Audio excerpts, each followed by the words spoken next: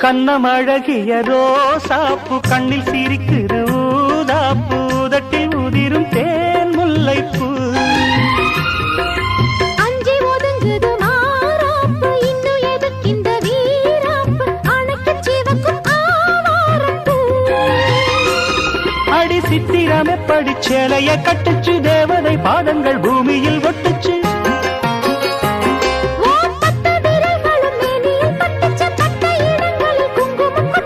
நித்தம் இரவினில் வித்தை படிக்கையில் ரசிச்சு பழகு